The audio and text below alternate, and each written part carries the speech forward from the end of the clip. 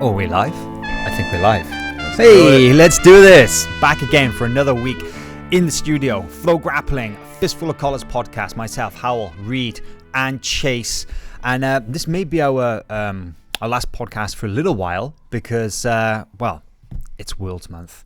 It is today. Here we go. Is the 2nd of May. It's pretty much now until the end of May is just non-stop for us as we count down towards the biggest and the most anticipated jiu-jitsu tournament of the year. It may be my favorite time of the year, man. Everyone's just hyped up. You see all the Instagram posts. People are really getting tough, mentally preparing for the long road ahead to Worlds. So it's a good time. If you're a jiu-jitsu fan, if you're a jiu-jitsu guy, right, like, this is the time. This is it. This is Worlds coming up. We still got a couple weeks, but the world doesn't get any bigger than the World Championships. So you see everybody on social media buckling down, starting their Worlds camps. You know, everybody's training hard in the gi and getting ready for like you said, the biggest tournament of the year, where legends are made, where black belt world titles are won. This is what we live for.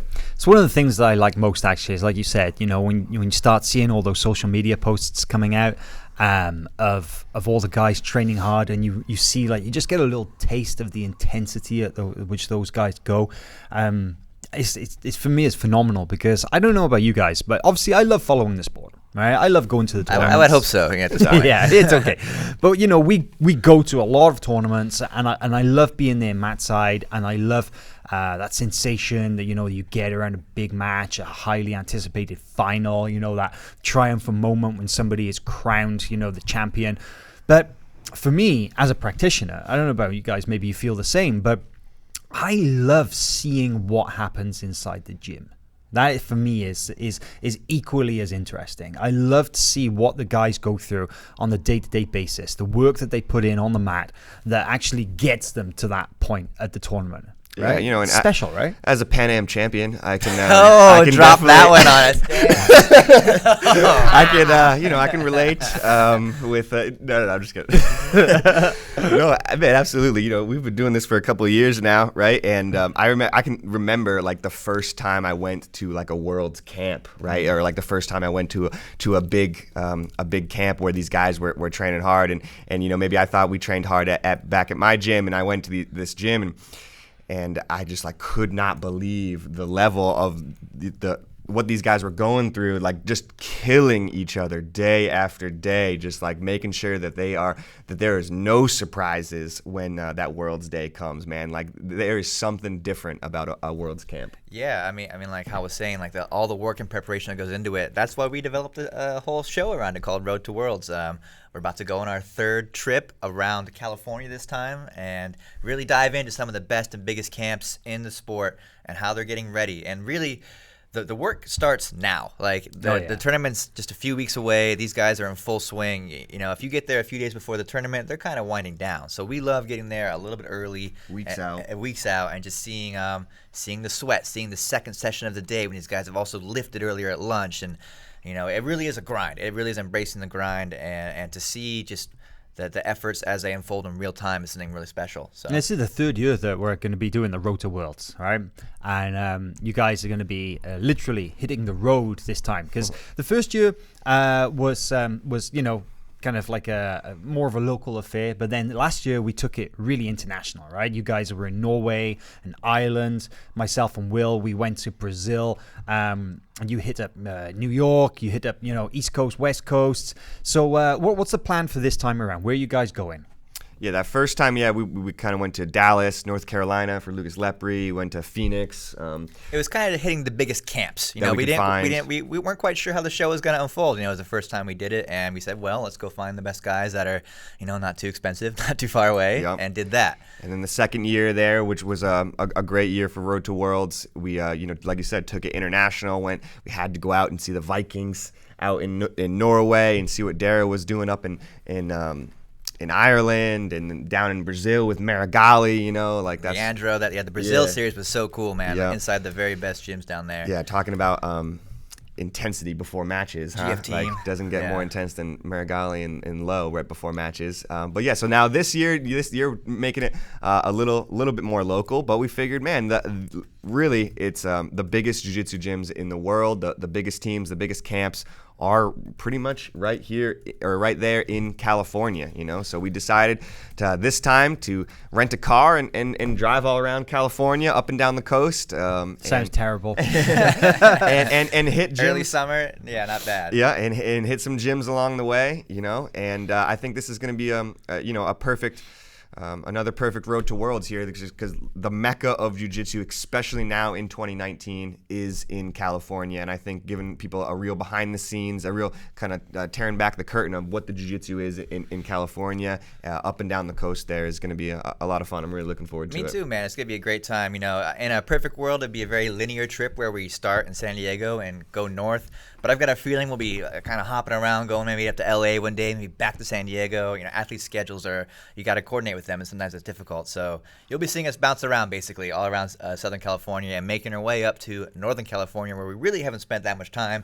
It's going to be great to go up there and see some of the top teams. So yeah, that's interesting, because when everybody thinks of jiu-jitsu in California, people immediately think of, first of all, probably San Diego, but absolutely, of course, as well, Los Angeles and the surrounding cities, because LA was really I think where jiu-jitsu took hold first, but San Diego is now like the hub, right? It's the best known place with all those top teams.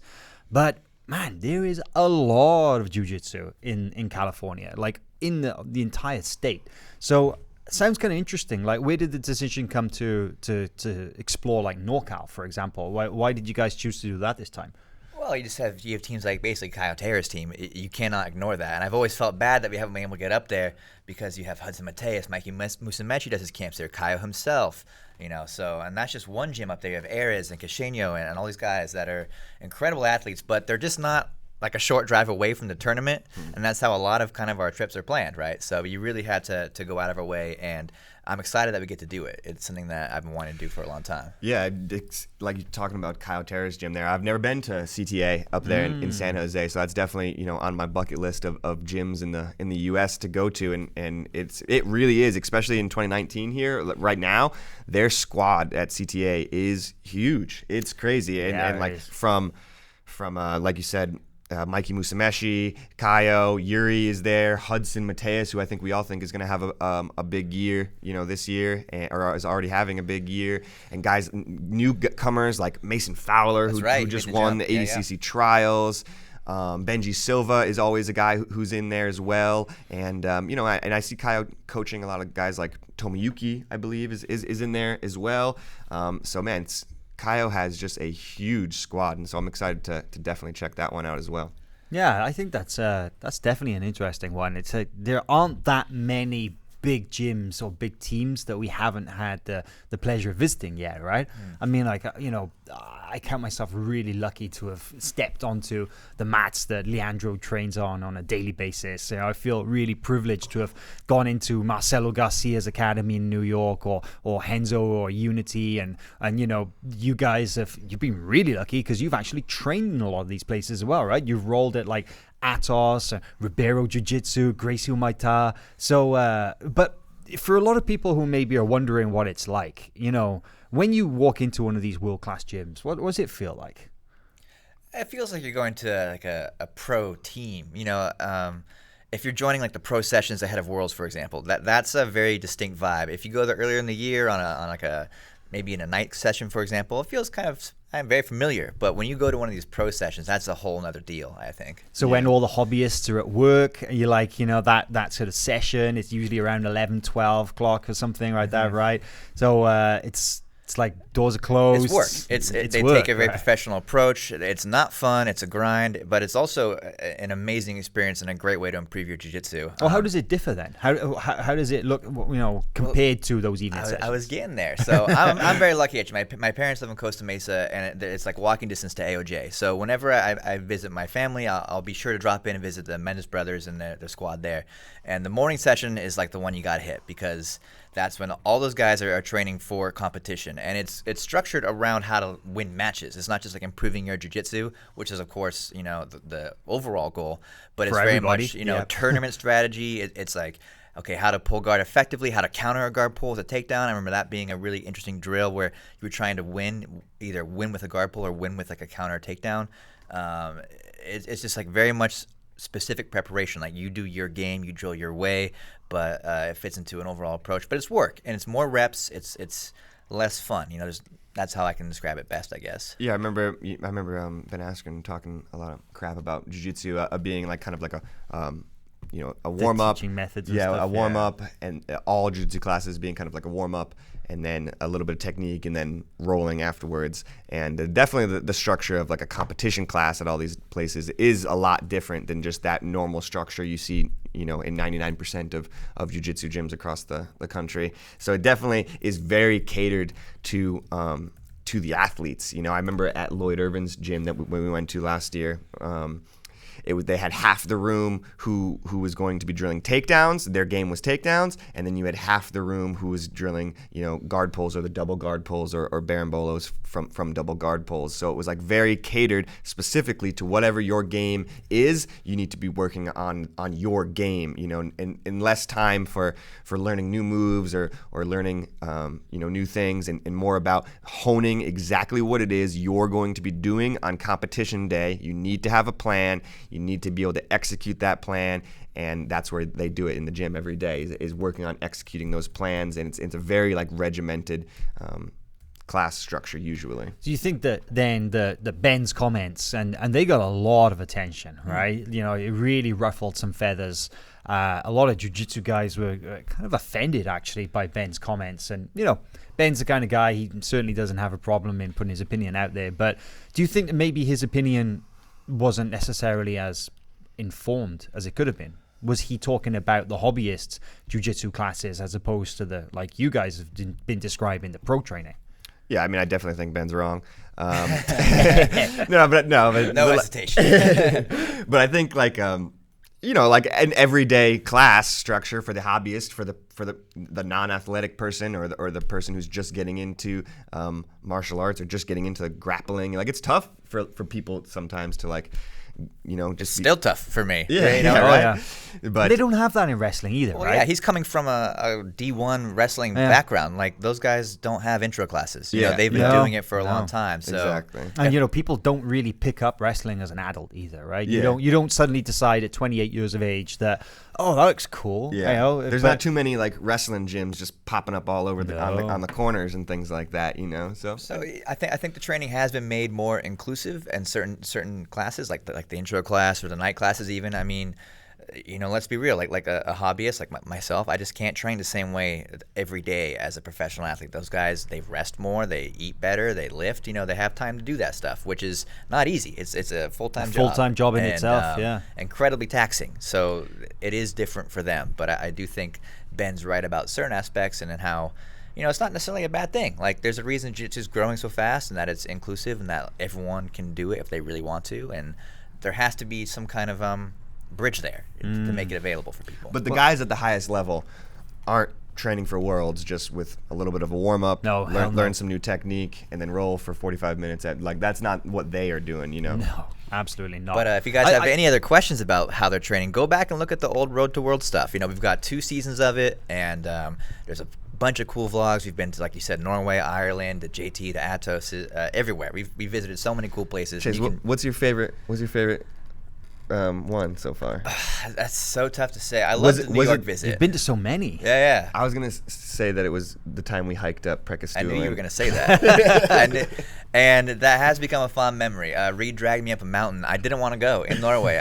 It was like the last day of the trip. We had to make it to the hotel before like a 5 a.m. flight the next morning. I recommend that vlog because your face is just the best face ever. I was so mad. I could barely speak. It's weirdly protest. Yeah, it's weirdly deceiving too, because it's like 10 p.m. at night, and it's like full sun. It's like it looks like it's the middle of the day, but it's like at 10 o'clock at night. And we have to run down this mountain to beat the sun, so we don't become permanent residents of Petrostulin or whatever it's called. I was so butthurt, but we made it down, and it ended up becoming a good memory. And I didn't kill Reid that night. So. But then the other one, the New York one that you mentioned too, that one was a crazy day as well. It was just a jam-packed trip. So I'm thinking of like those 2 days we spent there. Basically, we hit Essential, JT Torres' gym, Unity, and man, it was just nonstop, right? right? Like, Yeah. and the Unity vlog is infamous for that crazy shower scene, and they've since moved to a new facility that I hope to get into one day. And the showers are much further away from the mats, so I don't know. And they have showers, I'm not sure plural. how. They have more than one. I'm not sure what they're gonna do this time around, but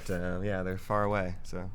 What about Man, you? well, the Road to Worlds thing, I gotta say, it sounds super exciting. And if there's anything that I can ask, because you guys are going to be the ones hitting up these places, is that I just really want to see as much of that cool training as possible. Because as a fan of jiu-jitsu, as much as I love watching those matches, I gotta say I love watching the training as much as anything. And I'm sure that our viewers are definitely kind of are going to be looking for the same thing, because you can learn so much from that, right? Even just little things you see, like the techniques that take place during that training. It's amazing. But moving on, so Chase and I, we just got back from Abu Dhabi. You still jet lagged? Absolutely. I'm not, but I'm we're okay. here. I got in like 24 hours before you. I'm feeling okay now, but it was it's a hell of a trip. But I gotta say, as tough a physically grueling, demanding trip it is, I love going to Abu Dhabi for the World Pro every year. I gotta say, it is an absolutely incredible tournament. It's huge. It gets bigger every year. I think that I think this year was by far the in terms of like the production, was the best one that they've ever done. Like the 3 days that it ran over. The first day they had 11 mats running. The second day they broke it down to just 5 mats. And these were all huge, like 10 by 10 meters, like 5 huge mats in a row. And then the last day, just one huge elevated mat on a stage. The lights, the production, it's unlike anything else that we've really seen in jiu-jitsu. And that's half the appeal, because the other appeal, of course, is the fact that we get to see some really intriguing, badass matches, right? And there were a number of standout incidents, shall we call them, this year at the World Pro. Chase, what's one of the ones that jumps out to you first of all? Man, well, I think the biggest story, or at least upset coming out of Abu Dhabi was, Levi Jones-Leary getting submitted by the relatively unknown Oliver Lovell, and Levi's second match, second round. We have been touting Levi as a favorite of the 77 kilogram division, and he's still a favorite in my mind for Worlds. Yeah. He's an incredible athlete with an amazing year behind him, and gold medal at Euros and Pans. Right. Coming into first year at black coming belt. into World Pro, people were picking him as a favorite, and beating the reigning world champion. Yeah, but he didn't have a great day, to be honest. His first match, he won because the other guy got DQ'd, so he didn't really have a chance to show a whole lot in that. And then he was submitted relatively quickly, so that kind of blew everyone's mind. And that submission, I gotta say, man, that submission really, it took everybody by surprise, right? Because, I mean, Oliver Lovell, the word is, and it's no secret now, but the word is that he's got a pretty badass leg lock game. Okay, and he's got some good knee bars. I think we could all agree with that based on the evidence. But it came on like so quick. And like a weird kind of like, Oliver, he spun underneath and he kind of latched onto the leg. It was a really nice attack. And Levi was literally tapping before anybody realized that a leg lock was even on.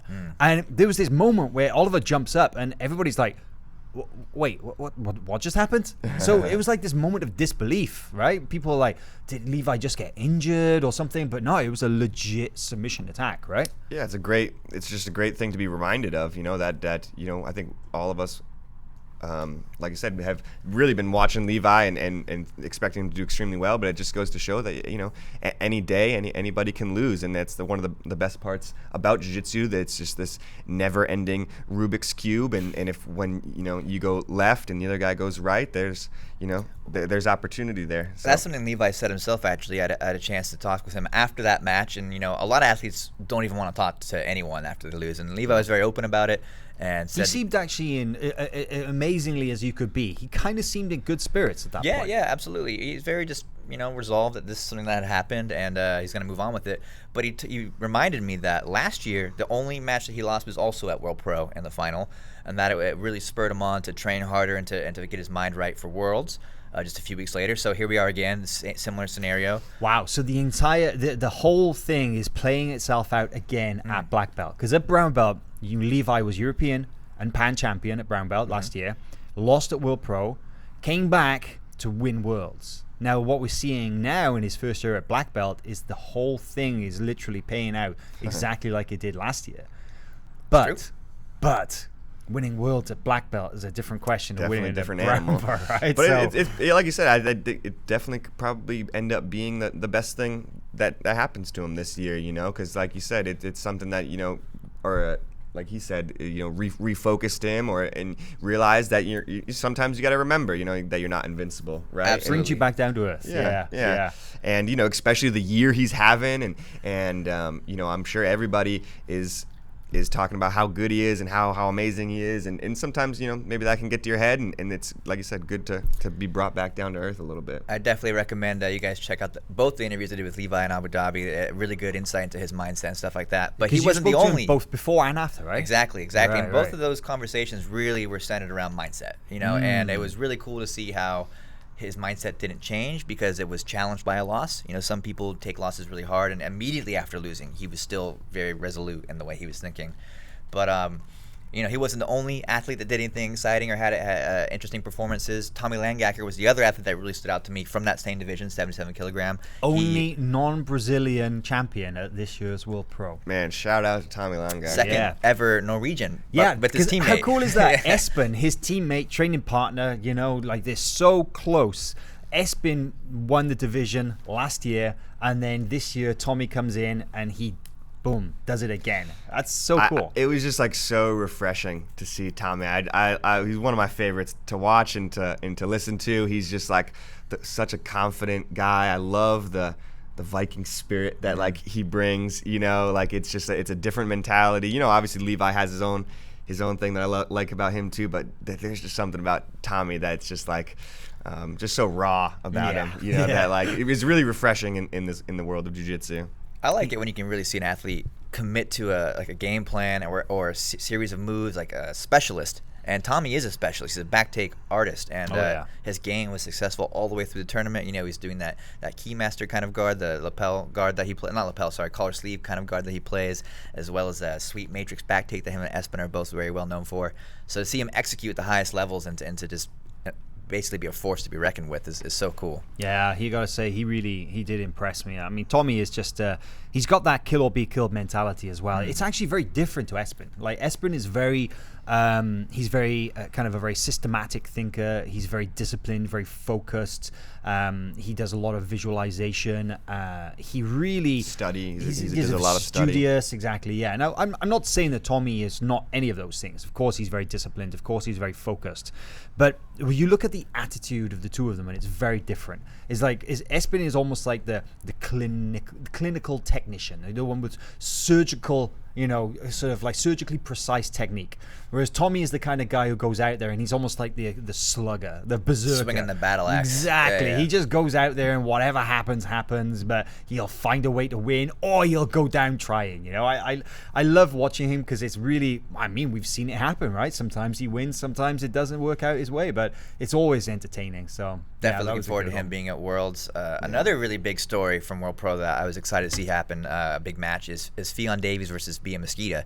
Fionn is another athlete that just had a roller coaster of a year, incredible performances at Europeans and Pans, been running through everyone, and she met legendary Bia Mesquita in the final, and no one really knew how that was going to go because Fionn had beaten some standout names in her past few months. She's looked amazing since she got her black belt, right? She's won Europeans and Pans. She's won a bunch of submission, a bunch of super fights. She won the London Grand Slam, and man, you'd have to say that she's probably one of the brightest prospects to enter the women's division to black belt in for as long as we can remember, probably 2-3 years. But wow, it's interesting though, isn't it, that Fionn herself, ahead of meeting Beatrice, that she said she calls her the lady goat. And she wasn't the only person to call her that weekend either. I was speaking to a few of them, and they were just like, we're excited for Fionn because this is her chance to go up against the lady goat. But we also recognize the fact that Bia is the lady goat, so who knows what can happen.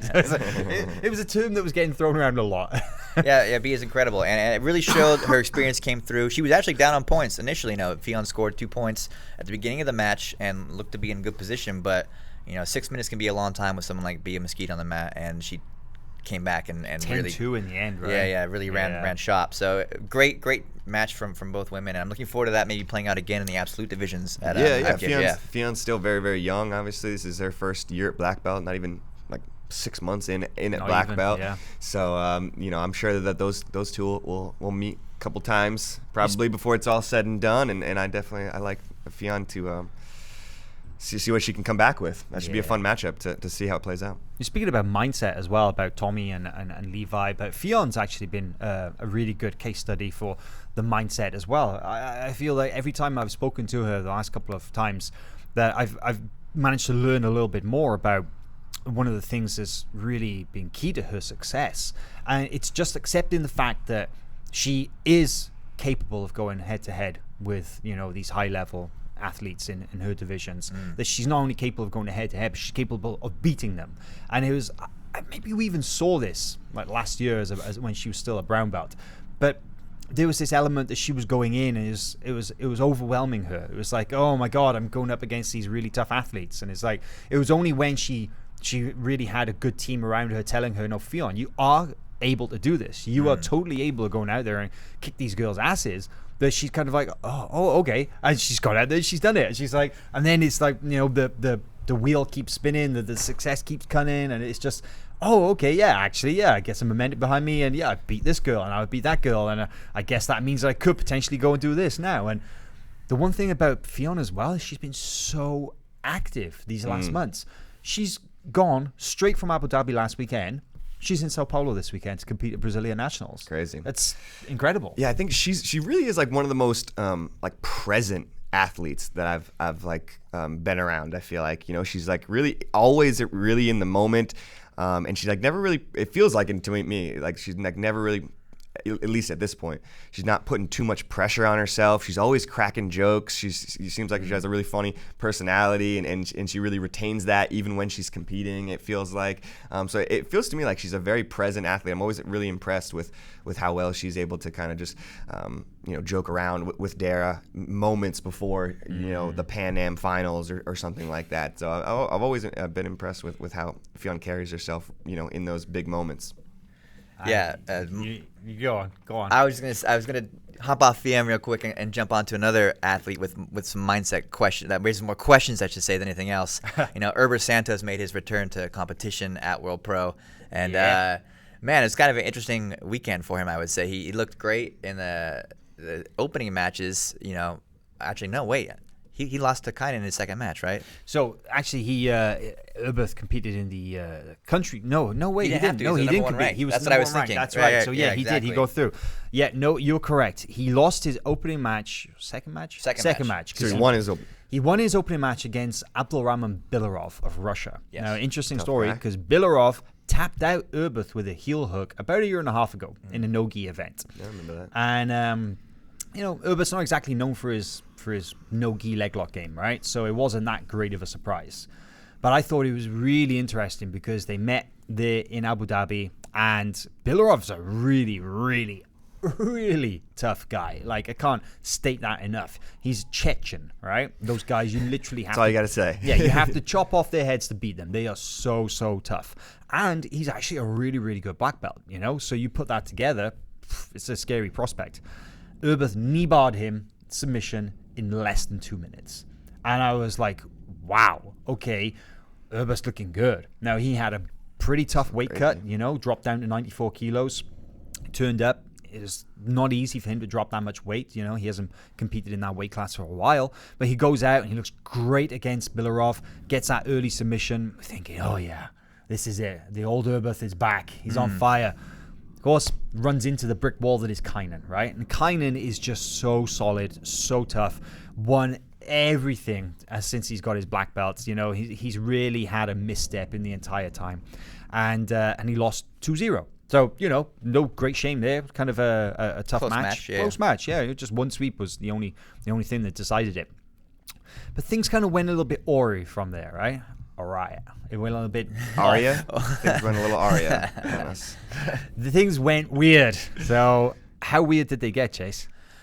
I mean, he walked down to the mat on the repechage, and his pants were soaking wet, and everyone was very curious as to what exactly happened there. Maybe he had some bowel movements that didn't go quite his way, but you know, thankfully it seems that wasn't the case. You know, that's a tough thing to come away from, but people are definitely giving him a hard time on the internet. But we did confirm. We talked to the other guy that Anton Minkoff. Did I say his name?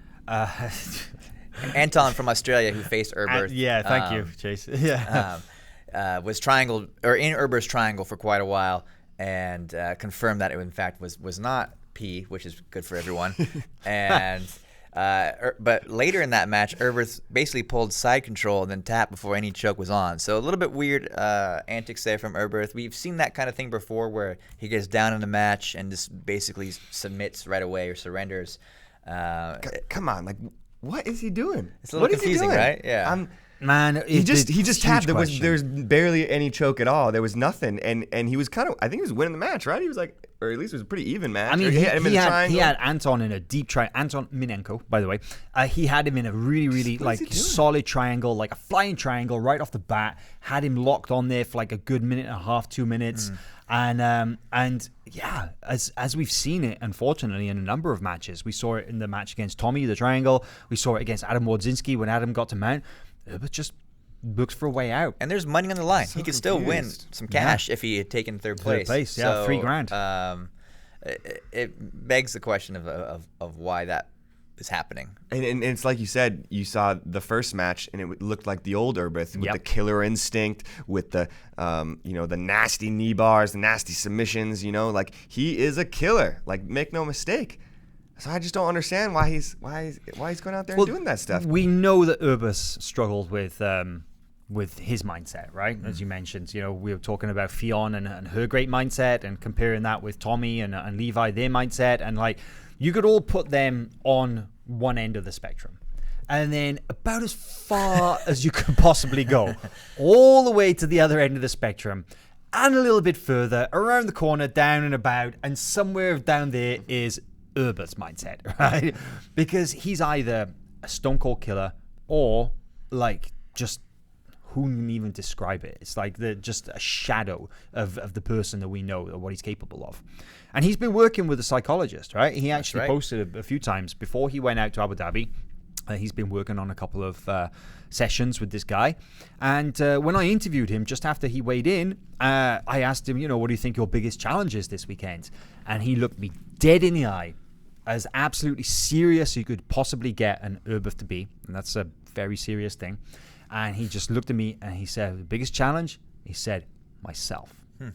So he's aware of the fact that his mindset is definitely an issue. My question is that, man, like, how does that carry into the next events that he's competing at? Because he's up again this weekend in Fight to Win, right, Chase? We're going to find out very shortly. Very tough opponent. 1 week later, he's taking on Gutenberg in Chicago here, Fight to Win 111. And so Gutenberg Pereira, of course, Fight to Win champion, right? Very, very experienced black belt from GF team. That's maybe not the kind of the dip back into the waters that you're looking for. No, exactly, right? After a rough trip to Abu Dhabi, but hey, he's signing on the dotted line. He's going to Chicago. You kind of have to think, whoa. Okay. I'm definitely intrigued and excited. It could be an absolutely incredible match. Gutenberg, I know is going to show up and fight his heart out. He's an absolute killer, and so whatever version of Erberth shows up will certainly be interesting one way or the other. I'm hoping for a great back and forth match, but who knows what we'll see. Yeah, absolutely. I mean, you never ever know with Erberth, and I think that's one of the most intriguing things about him. People have been commenting, why is Erberth even being invited there, because of his various antics and stuff, and it's like, well, hey guys, come on, like, the guy's a competitor, you still tune in and watch him, right? It's pretty obvious why he's being invited to events. He is a world-class black belt, 2017 world champion, right? He's one of the bad boys in the sport, but there are bad boys in every sport, and bad boys in this room. Fans can hate on those the bogeymen in every sport, regardless of what it is. But we need them. We need the bad guys to be able to identify the good guys. You got to have that internal battle between light and darkness right there on the mats. Well, I mean, as long as things don't get too out of hand, right? I mean, yes. I think Erberth has definitely done some wrong things at events and stuff like that, but really it's been no major harm, no major foul, I would say, as far as what I know. And Yeah, let Not for lack of let the trying, boys but- fight. Let the boys fight. I Let think. him fight. And it keeps the sport interesting. And at the end of the day, as long as no one's really getting hurt, then There's one other guy Yeah. from the Abu Dhabi World Pro that's lined up to compete at a future fight to win event as well, and that's Kynan Duarte. And I got to say, Kynan was probably probably one of the biggest success stories out of the Abu Dhabi World Pro, right? Because he fought his way through that 94 kilogram country qualifier, had to fight his way into the main bracket because there's a limit on the number of people from the same country compete in the main bracket in Abu Dhabi. It's a cap of 2. So you can only have 2 Brazilians. And Erberth, as the highest ranked one, went straight into the main bracket. Kynan had to fight in like a little mini tournament to qualify to go into that second main bracket. And he had, I think it was 6 or 7 matches possibly over the space of 3 days, and came away the winner, as many people predicted him to do. And this is obviously off the back of him winning Europeans, winning Pans, winning Nogi Worlds. He's at Brasileiros this weekend. He's got a fight to win super fight, fight to win 113 on May the 18th in Reno Just against days Tanner before Rice. Worlds. Yeah, yeah. Literally, yeah. Like 10 days out from Worlds, he's got a super fight lined up against very, very tough Tanner Rice. And then he's going to go to Worlds. You know, man, Kynan is just setting the bar higher and higher every single time. We've mentioned it before. Could he possibly have the best first-year black belt career that we've ever seen?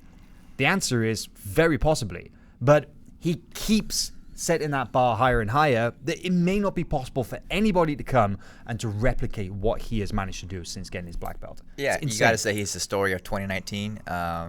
It's, like you said, unfathomable to really, when you put it all together, what he's done as a first-year black belt. Yeah. He looks untouchable. He looks so solid, so calm. He's not surprised by any of this. It's like all part of the plan, which is incredible to watch. Yeah, I hope people really can understand like how impressive the things that Kynan are doing right now really are. And just this is a guy like, I don't know, like 15 months ago, he was a purple belt or something like that, like this is crazy. Like, and he's going out A there. little bit longer, but yeah, I know what you're saying. Yeah, Yeah, like it wasn't somewhere that long. 2 years, somewhere around there. Like he was not a purple belt not that long ago, wrecking people at purple belt, and then went on to wreck people at brown belt, and now he's coming into his own as an elite black belt. I think he's still just 21 years old, right? He's 21, 22. Or? He's early 20s, yeah, exactly. I think he's 21. I do He 21, so. yeah. might be 22 now, but whatever. I mean, But it's still. just it is insanely impressive, and Yeah. I think it's just another shout out to what Atos is doing over there too. I think that he's got a good team behind him and a good mentor and leader in Andre, and I think that type of stuff is showing through Kynan. Got an interesting comment that came in on our live chat on the YouTube channel. Somebody asking that you think the days of 5-time world champions are coming to an end, because it seems like there's a new star coming up every year, more or less. And I would say that actually, yeah, there are a lot of new stars coming into the sport, and these guys are, there's a changing of the guard. There's always like a new generation. Some guys drop off and other guys replace that. But man, you'd have to think that somebody like Kynan has the potential to be a 5-time world champion. I spoke to Taliesin Suarez, who's brown belt right now, and incredibly successful as at pretty much every belt level, right? We've been following him since he was a juvenile blue belt, and poised to get his black belt, pretty much guaranteed to get his black belt at Worlds this year. He's won everything else. Why not? He'll win this too.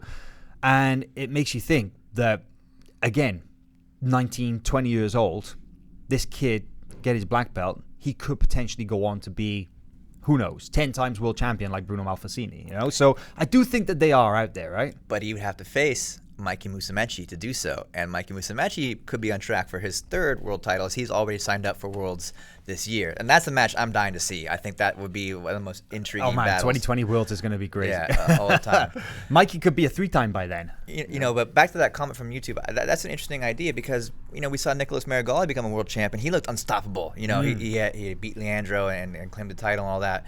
And then he was not able to replicate the same success the next year. So it's an interesting question. I think I'm definitely curious to see who comes out on top in a few weeks. It's a great question. I do think that I think that might be shortchanging some of the athletes of yesteryear a little bit too. That because it's not like there haven't been like big black belt divisions these last 5 years, last 10 years. It's just come to mind a guy like Rafael Lovato Jr. who won it in 2007 and went back 10 years in a row and was never able to find that second gold medal at the World Championship just because it's extremely difficult to win a gold medal at the World Championships. So Kynan still hasn't won his. True. So I think that rather than we're not going to see it anymore, because I think we still will be able to see it. It's just it's going to be reserved for those next level athletes, and it just goes to show you what type of an athlete a Lucas Lepri, a Andre Galvao, a Marcus Buchecha really is, because like for those guys to be able to float to the top year after year after year. Over generations. It's just one of the most impressive things in sports, I think. And and maybe it will get a little harder over the years as just more and more people come out there. But I think it's still possible, definitely, for a guy like you said, a guy like a Taliesin Suarez, a guy like a Roberto Jimenez even, and a Mikey Musumeci already, we think of him as the new generation of the sport, and he's already going for his third title. So I don't think it will fade away, but maybe just a little less rare, or a little more rare. I mean, it's a good point. You'd have to think that there are definitely people coming along who are capable of winning those multiple world titles, like we've seen some of the greats do.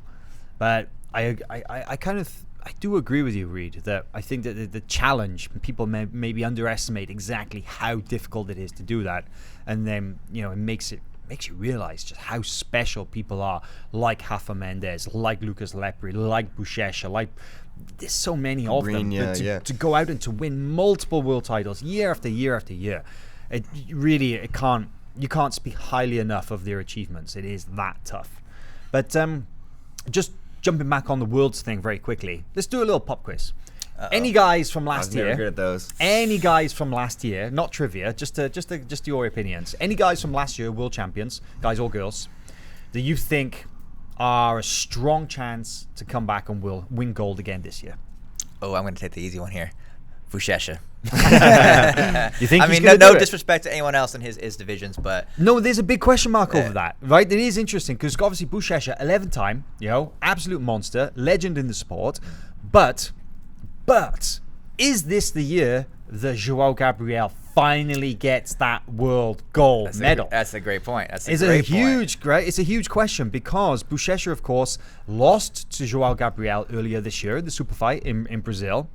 Last year, the world's final went down to a razor-thin split decision that went in favor of Buchecha. Now, if there's anybody at all who is able to unseat Buchecha, it pretty much can only be João Gabriel. In the gi, yeah. In the gi. But he's tried. He's tried so many times, and he hasn't quite been able to do it. Is this the year that João Gabriel finally has his moment? Could be. Joao's had an incredible year, as you mentioned. But you're picking Buchecha because you already said I am picking Buchecha. It's hard to beat that guy. I think his titles make that clear. You know what I think maybe could come into play? Who knows? I think we all think the world of Buchecha, but you know what's really good motivation to win a world championship is breaking records, to going in there and breaking the record of 10-time world champion. That's breaking his own. That's big. Well, he doesn't. So he doesn't have that motivation anymore. Like he had that motivation last year. I'm gonna go in there and become this record holder, become 12-time world champion, and be in this class of my own. That's great motivation. In a grueling 6-8 week training camp. That's great motivation. And now, coming into 2019, he doesn't have that same motivation. Now you said, he's breaking his own records. He's just kind of further solidifying himself as the greatest of all time. So I just wonder if that lack of motivation may come into play as well. I obviously don't know what's in his mind, but you didn't answer the question. Returning champions, who do you think could do it? Man, returning champions. I guess the one that popped in my head first, I think, is Jamil Hill. You think he'll do it again? Taylor. Just because I remember he was devastated at Pans in 2018, and he came back. Like we talked about with Levi, maybe that Pans loss being the best thing that happened to him. made sure that he made the adjustments, won, and this year at Pans he lost in even more devastating fashion. Oh, he was furious. He was devastated. Yeah. And so I knowing a little bit about Jamil and getting to know him a little bit, I think I know how fierce of a competitor he is, and I don't think he'll make that same mistake twice. So. Interesting. Very interesting. Yeah, that's a 2 solid picks. I think that Michael Musumeci, of course, is a really solid bet, and that would just be incredible if he was to become the first ever 3-time world champion to hail from America. That is in itself not even that's not breaking a record. That's setting a new record. Yeah, like, that's so and then tough there's to do. the other record too, because I believe right now he's signed up in the Rooster weight division. So not only would he be the only, he's the only 2-time American world champion, but then he would become the only 3-time American world champion and the only American Jiu-Jitsu world champion to win different weight classes. Because his last 2 were at light feather, right? Mm-hmm. So he's going. I believe right now he's signed up as at Rooster, I believe, in there. Yes. Yeah. So yeah, like you said, the last couple of years he's been doing light feather. Now he's switching to Rooster. So a very, very interesting storyline to keep your thumb on. There's a good question came in here actually. A good comment in from John Lau on our YouTube, and this is a good one because he's saying that he thinks that Isaac Bayens will be tough to beat. Absolutely. And definitely has the strategy to beat Tommy a second time round, because that was 100%. A pretty wild final, and they met again at the European Championship finals, and of course, man, Isaac is just such a great competitor, right? And he's just really, really good at always finding a way to win. So I like that one, John. I like that suggestion a lot for John to come back. For Isaac to come back and to win his second gold medal in a year. Hulk is also a name that jumps out to me. Hulk is. I think it's easier maybe to pick some of the returning world champions in the women's divisions. I think that there are some real standouts in that one. I think Nachieli is a lock. Could potentially take double gold this year, actually, because it depends if Gabby Garcia shows up or not, because she said that she's going to. But as of now, Tayani Porfirio is not signed up for Worlds. Now, Tayani has had a distinct advantage over Nachieli the last couple of years. She's beat her twice in the World Championship Absolute Final. We'll wait and see what happens, but at the Absolute Final in Pans, it was Gabby versus Nachieli, and of course Gabby won that. And I remember we talked to her afterwards a little bit, and it seemed like Nachieli wanted to do that one again. He wants a do-over. Yeah, she wanted to do that again. So that was cool. Very, very. I can see Bia Mosquita taking it again, but Luisa Montero has always been, they're neck and neck with one another, always. So right there. I can see Luisa maybe doing it this year. You never know. She's had a great year as well. Yeah, I think one guy actually that people sleep on because he closes out so much with Hulk. They underestimate him is Gustavo Batista as well, because he shares the gold with Hulk in so many tournaments, right? They close out the tournaments, and they switch between them. And last year it was Hulk who took the gold in the medium heavy. I see them closing out again this year at medium heavy, but I think this time that it should be Gustavo who gets the gold if that does happen, because of course he won the absolute division at Europeans, beating Lucas Lepri. They closed out again Pans just passed, and he's just an absolutely fantastic competitor. And another one who's coming up on this weekend, May 4th. He's fighting on Fight to Win 111. He's going to be going up against the very tough Mateus Diniz. And great match. That's a great match. And Gustavo, of course, just competed in his first Fight to Win a couple of weeks ago against Orlando Montero. Seems to have adapted pretty well to the submission-only rule set. And I love the way that these guys are staying busy, because we're starting to see some really big names being very active on the Fight to Win circuit now. Mateus Diniz, he's got a match this weekend against Gustavo Batista, and he's got another match the following weekend against Gabriel Arges in Fresno. That's incredible, right? Yeah, Luisa Montero is also on this weekend's card against Kaká. Oh, actually, she's pulled out with injury, I believe. Oh, she's been replaced by Kristen Mickelson. Okay, Brazil 21. There we have that. Breaking news. Breaking news, yeah. But man, we should actually just mention quickly that Fight to Win, the May event schedule, they have got an event every weekend up until right before Worlds, and there's some great events. Fight to Win 111 in Chicago, May 4th. That's this weekend. Herbert Santos versus Gutenberg Pereira. Of course, we talked about that. Katrina Perret versus Kristen Mickelson for the female black belt bantamweight title. Gustavo Batista Braguinha up against Mateus Diniz.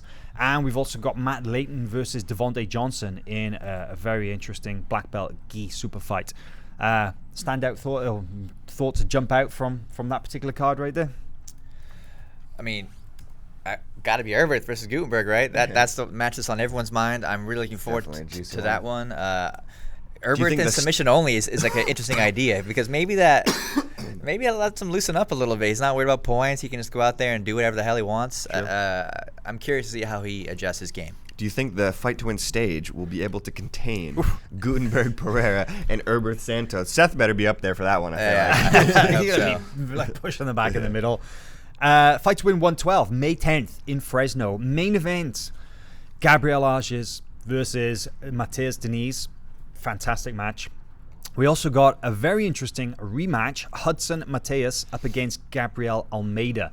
And of course, that is a replay of the European black belt final, the medium heavyweight final we had there in Portugal in January, where Hudson won by absolutely savage armbar. You guys remember that? Yeah. Oof, that was a killer. Edwin Najmi back in action. Not seen Edwin for a while, in the gi at least. Actually, no, excuse me. I eat my words. It's a no-gi match. It's a no-gi match. So we actually know Edwin looking to erase the taste of defeat from his mouth after losing to Dante Leon there at Kasai, getting straight back on it. Got a no-gi super fight against Dom Hoskins. That'll be a very interesting one. And we're actually seeing Sarah McMahon as well, repping Team Alpha Male. Sarah McMahon, of course, a well-known MMA fighter. Olympic silver medalist. Great wrestler, going up against Vanessa Ritz from Camarillo Jiu-Jitsu. So the NorCal scene getting treated to a pretty solid show right there. Fight to Win always does amazing shows up that way. A lot of fun stuff. Yeah. And especially lately, man, Fight to Win's just been slaying it. So I'm looking forward to Hudson Almeida. I mean, that just goes to show that the quality of matches that Fight to Win's been booking, that's not even the main event, and that's a Europeans championship final. So that could easily be a main event. Exactly. Yeah, absolutely. And then Fight to Win 113, May 18th, the last one in May, right before the World Championships. Got a main event, Reno, and it's going to be Tanner Rice up against Kynan Duarte in a gi match. I like that match. I think that's a really intriguing match. What do you guys think? Of course, yeah. Kynan versus Tanner. That's one. Yeah. Of course. I mean, anytime Kynan's out there these days, I think it's must-see TV. And Tanner's huge these days. He looks like a big dude out there. So it'll be a fun test for Kynan. Of course, Tanner, much more established veteran black belt, been around the scene. Crafty as well, right? Been around the scene quite a bit. Also has some Fight to Win experience under his belt. A great guard, known as a great guard player. So it'll be very interesting to see if Kynan can pass and work his magic. Yeah, the physical challenge alone of going up against somebody of Tanner's stature, because he's so long and so tall, really, a puzzling kind of guy to go up against. But he's got some great sweeps as well. He has some amazing sweeps, especially with that using the collar grip along with the pant grip. I love the way he comes up off that. DeAngelis does that too, yeah. Well, actually, I think Kynan's probably in good position to defend against it, because so many of his teammates do the same thing, right? True. So, man, and what another thing about Kynan there is that in September he got invited to ADCC too, which is he won the trials back in 2017, right, or 2016, whatever it was, 17, and then he. So now he got invited this time, but he's in the over 99 division with guys like he's a growing boy. Orlando Sanchez, Marcus Buchecha there, Nick Rodriguez, a whole slew of Cyborg is in there. That over 99 division is insane division. Like that one is like probably I'm most looking forward to that one so far. I do like that prospect of seeing Kynan go up against those guys. Yeah. But of course, it's the teammate thing, why they have to do that, right? Because Hulk is in, and then you got other guys from Atos in and stuff. Kind of a little bit of a logjam for Atos in ADCC at the moment. And then the last super fight I wanted to mention on that Fight to Win 113 in Reno on May 18th. Very cool. Flyweight women's title. Amanda Montero of GF Team up against Karen Antunes of Checkmat. Awesome match. Just such scrappers, right? I love watching Karen Antunes compete. She's a really, really great competitor with like just a real fire. But man, Amanda Montero, she will give back as good as you get, right? So I really intrigued to see how that match goes, because I can just be yeah, I can see that being a battle of wills as much as anything, right? One thing I really love about Karen's game is she is a true submission hunter. I think she wins probably some of the most matches in some of the women's brackets by submission.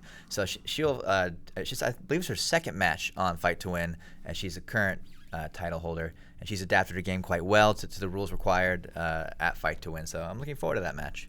Yeah, stacked couple of weeks of Fight to Win coming up on FloGrappling. Of course, you'll be able to watch all of those events live or on demand. Every match is archived and put up into the FloGrappling video library. And man, I always have fun every Monday morning. You know, if I didn't catch the event live, I always fire them up and I always go back and I see the results and I'm like, ooh, I got to check this one. I love being able to do that. So, man, I think that should wrap up this week's nice hour-long podcast right around there. Well, we'll see you in a couple of weeks, I guess, right? The fans, will be around. Course, the viewers, watchers will be able to follow along your exploits as you guys bounce around California, hitting up gyms. Anywhere in particular that you're excited to visit? You want to gonna hit the mats anywhere? I'm bringing 3 gis, so I'm definitely ready to train. Keep an eye out for Reid and I. We're starting in San Diego. We haven't exactly figured out where we're going first, but you can probably guess some of the big names we'll be visiting. And like I said, keep an eye out for us. We'll be hanging around. Awesome. Well, guys, we'll see you again in a couple of weeks. It'll be after Worlds now. Follow along all the action in the lead up to the IBJJF 2019 World Championships here on FloGrappling. Going to have a ton of amazing vlogs, interviews, training reports from inside all those gyms that they're going to hit up in California. And of course, it's all going to culminate right there with our live stream of the World Championships at the end of the month. It's going to be wild. I'll see you guys next time.